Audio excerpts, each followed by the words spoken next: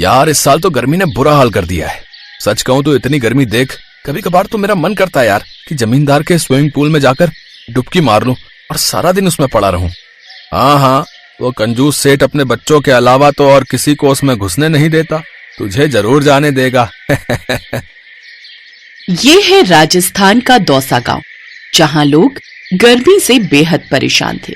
एक रोज गांव के कुछ लोग गन्ने के जूस के ठेले पर खड़े होकर आपस में बात कर रहे थे। भला हो रमेश भाई का जो गन्ने का जूस बनाकर हम गरीबों को थोड़ा ठंडक देते हैं, नहीं तो इस गर्मी में तो हम सब पिघल ही जाते भैया। एक तरबूज और गन्ने का जूस ही तो होता है जो हमें ठंडक देता है। तरबूज तो हम दौसा वालों के नसीब में ही नहीं, कम से कम यही सही। अच्छा मोहन भाई, तुमने इस साल तरबूज की खेती कर तो ली है, पर तुम जानते हो ना तरबूज की खेती हम जब भी करते हैं तो उसकी पैदावार हो नहीं पाती। राजू भाई, इस साल तो मैं तरबूज की खेती के लिए बीज शहर से लेके आया हूँ, समझे, वो भी अच्छे किस्म के। तुम देखना इस साल अच्छी खेती होगी मेरी तरबूज की और तुम सबको खाने को भी मिलेगा। हाँ। कुछ दिन बाद मोहन के खेतों में तरबूज की अच्छी फसल हो जाती है। उसके खेत में काफी बड़े बड़े तरबूज लगे हुए होते हैं। ये देख मोहन और उसकी पत्नी रमा बहुत खुश होते हैं।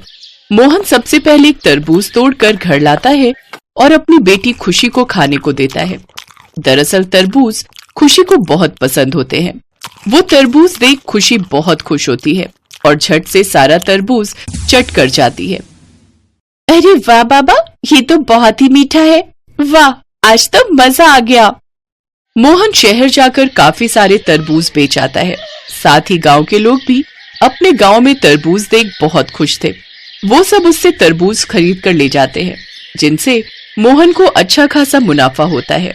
वो तीनों अपनी छोटी सी दुनिया में बहुत खुश थे, लेकिन अचानक उनकी खुशियों को किसी की नजर लग गई और ट्रक के नीचे आ जाने से मोहन दोनों पैरों से अपाहिज हो गया और उसने बिस्तर पकड़ लिया। अब रमा घर चलाने के लिए भरी दोपहरी में उन तरबूजों को ठेले पर रखकर बेचने गली गली चली जाती। फिर सारा दिन धूप में मेहनत करके शाम को वो घर लौट आती है। ये देखिए जी, आज कितनी अच्छी कमाई हुई है, सारे तरबूज बिक गए। ये तो अच्छा हुआ रमा, जो कुछ पैसे आ गए। अब तुम इनसे घर का राशन पानी ले आना। अच्छा। रमा उन पैसों से घर का राशन पानी ले आती है। अब वो इसी तरह कड़ी धूप में मेहनत कर तरबूज बेचने जाती। एक रोज खुशी भी उसके साथ बाजार गई थी। वापस लौटते वक्त उसकी नजर सेठ के घर के बाहर बने स्विमिंग पूल में गई।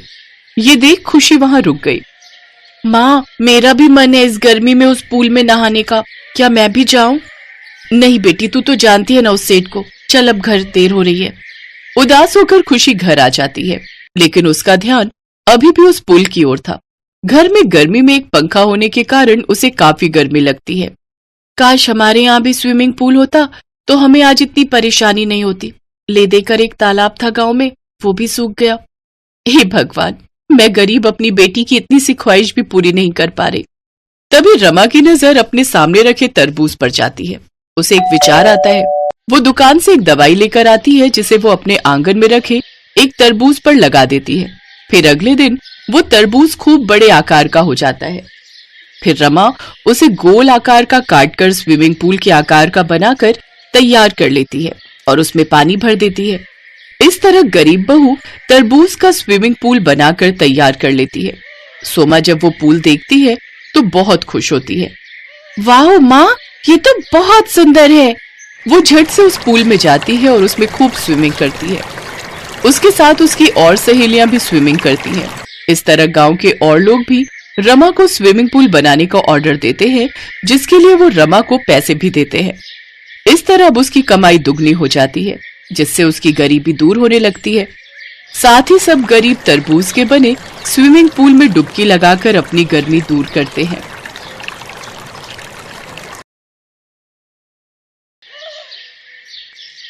सुमन ज्यादा पढ़ी लिखी नहीं थी, पर वैसे वो बहुत होशियार थी। धामपुर शहर में उसकी ससुराल थी।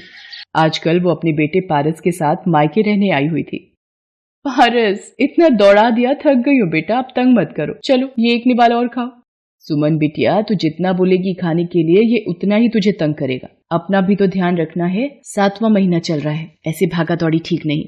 क्या करूँ माँ, खाने के लिए इसके आगे पीछे ना भागूं तो ये पूरा दिन कुछ ना खाए। रुको माँ, शायद मेरा फोन बज रहा है। हेलो माँ जी, सब ठीक तो है? आप रो क्यों रही हो? क्या नितिन का एक्सीडेंट हो गया? कौन से अस्पताल में है वो? मैं पहुंच रही हूँ।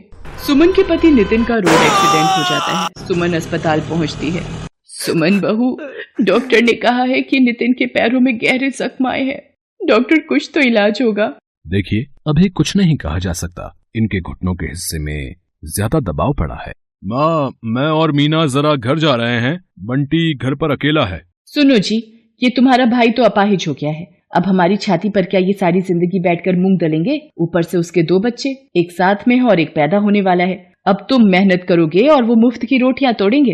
अरे मीना, तुम देखती जाओ, इन्हें घर तो आने दो। मैंने सारा किस्सा ही खत्म कर देना है। तुम मुझे इतना बेवकूफ मत समझो। मैंने सब सोच लिया है कि मुझे करना क्या है। हाँ। सुमन और उसकी सास नितिन को घर लेकर आते हैं। अगले दिन। माँ, मुझे नहीं लगता कि अब नितिन कोई काम कर पाएगा या कभी चल पाएगा। देखो ना, मेरा भी अपना परिवार है, मेरे भी अपने बच्चे हैं, है ना। मैं कब तक इसके परिवार को भी पालता रहूंगा। सुरेश, तू कहना क्या चाहता है? साफ साफ बोल। मैंने सोच लिया है, अब हम दोनों भाइयों को अलग अलग हो जाना चाहिए। हम दोनों भाइयों का कोई अपना मकान या अपनी दुकान तो है नहीं, किराए के घर में रहते हैं और किराए की ही दुकान है। मैं कब तक किराया भी भरूं और सबकी रोटी का भी इंतजाम करूं। नितिन, तू अब सुमन और अपने बच्चों के साथ दूसरे घर में रहने का इंतजाम कर ले। सुरेश, तुझे जरा सी भी शर्म नहीं आती? अपने छोटे भाई की मजबूरी का फायदा उठा रहा है। आज उसे जिंदगी ने अपाहिज बना दिया है तो तू उसको हर तरफ से लाचार बना रहा है। माँ जी, आप ये गनीमत समझो कि हम आपको यहाँ से नहीं निकाल रहे हैं, वरना फिर आप जानती हैं। अरे तू क्या मुझे निकालेगी? मैं ही अपने बच्चों के साथ यहाँ से चली जाऊंगी। सुरेश, तू बड़े भाई के नाम पर कलंक है। अगले दिन सुमन सबके साथ अपनी माँ के घर आ जाती है। तू चिंता मत कर, तू अब मेरे साथ यहीं रह मेरे पास। नहीं माँ, मैं तुम पर अपने परिवार का बोझ नहीं डाल सकती। तुम भैया भाभी के साथ रहती हो। मैं नहीं चाहती मेरी वजह से मेरे मायके में कोई परेशानी हो। माँ, तुम यही पास में ही कोई किराए का घर दिलवा दो, मैं वहीं रह लूंगी। मेरी बच्ची, तुझे कितने दुख झेलने पड़ रहे हैं, पर भगवान पर भरोसा रख, वो सब ठीक करेंगे। सुमन 1200 रुपए महीने का एक किराए का कमरा ले लेती है। अब उसकी सबसे बड़ी दुविधा ये थी कि आखिर वो अपने परिवार की आजीविका चलाने के लिए पैसे कहाँ से लाए। एक दिन, माँ जी, पारस माँ के साथ वृंदावन दर्शनों के लिए चला गया है। घर कितना सूना सूना सा लग रहा है। हाँ बहू, वो होता है तो पूरा घर उसके शोर से गूंजता रहता है। माँ जी, नितिन की 2 कमीजें दर्जी को ठीक करने के लिए दी थी, मैं लेकर आती हूँ। सुमन बाजार चली जाती है। रास्ते में वो सोच में डूबी थी, क्या करूं? मुझे कमाई का कोई जरिया तो ढूंढना ही होगा। मुझे कहीं नौकरी भी तो नहीं मिलेगी। काश मैं ज्यादा पढ़ी लिखी होती। अरे, सब्जी के ठेले लगे हुए हैं। नितिन का लौकी खाने का मन था, उस सब्जी के ठेले से ले लेती हूँ। भैया, ये एक लौकी देना। अभी इनके आलू तोल लूं, फिर देता हूँ। ये लो माता जी, 2 किलो आलू, 40 रुपए हो गए। भैया, ये तुमने तराजू के नीचे क्या लगा रखा है? दिखाना जरा। कुछ भी तो नहीं लगा रखा मैडम जी। सुमन तराजू उठाती है। वो ये देखकर हैरान रह जाती है कि तराजू में चुंबक चिपकी हुई है। भैया, कुछ तो शर्म करो। तुम लोगों को धोखाधड़ी से सब्जी बेच रहे हो, चुंबक लगाकर घपला कर रहे हो। ईमानदारी से काम करना नहीं आता तुम्हें? पता नहीं कब से लोगों के साथ धोखाधड़ी करके सब्जी बेच रहा है। सुमन को बोलता देखकर लोगों की भीड़ लग जाती है। तभी वहां एक आदमी आता है जिसे देखकर उस जगह पर खड़े सारे ठेले वाले उसे झुककर नमस्ते करते हैं। क्यों अरिया, क्या हुआ? यहाँ इतना शोर कैसा तेरे ठेले पर?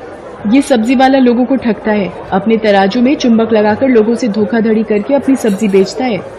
मेरी इतनी हिम्मत हरिया कि तुम मेरे इलाके में सब्जी का ठेला लगाता है और धोखाधड़ी करता है। मैं चाहूँ तो अभी तुझे यहाँ से हटा सकता हूँ। माफ कर दो सज्जन सेठ, आज के बाद कोई बेईमानी नहीं करूंगा। शराफत से सब्जी बेचूंगा। मेरे छोटे छोटे 4 बच्चे हैं। अगर मेरा कमाई का जरिया छिन गया तो वो भूखे मर जाएंगे। हाँ, रहने दीजिए भाई साहब, इसे अपनी गलती का एहसास हो गया है। मैं जानती हूँ परिवार की परेशानियों का दर्द क्या होता है।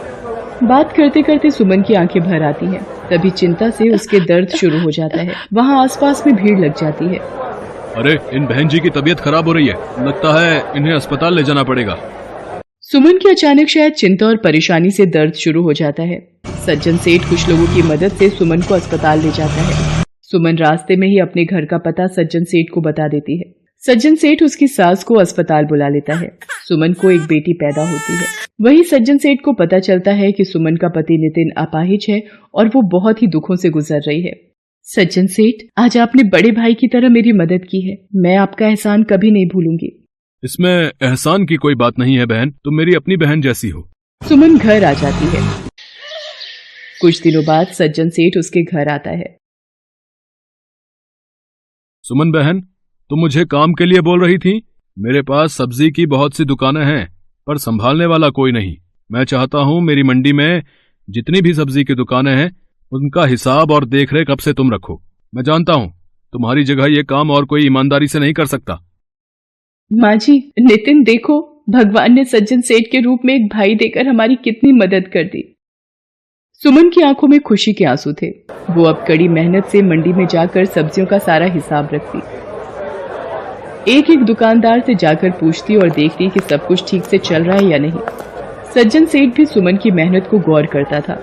सुमन के आ जाने से सज्जन सेठ का भी काम बहुत आसान हो गया था। अब सब कुछ ईमानदारी से चल रहा था। अब कोई भी सब्जी बेचने वाला दुकानदारी में घोटाला नहीं करता था। बहू, तुम बहुत मेहनती हो। तुम्हारे जैसी बहू पाकर मैं धन्य हो गई। अब तो नितिन भी थोड़ा थोड़ा ठीक हो रहा है। देखना, तुम्हारा प्रेम और भगवान के आशीर्वाद से वो भी जल्दी चलने लगेगा। सुमन को सज्जन सिंह के रूप में देवता समान भाई मिल गया था। उस दिन के बाद सुमन सब्जी मंडी का सारा काम संभालने लगी। धीरे धीरे अपनी ईमानदारी और मेहनत के बल पर सुमन एक सब्जी वाली बहू बनकर अपनी सारी जिम्मेदारियां निभाती है।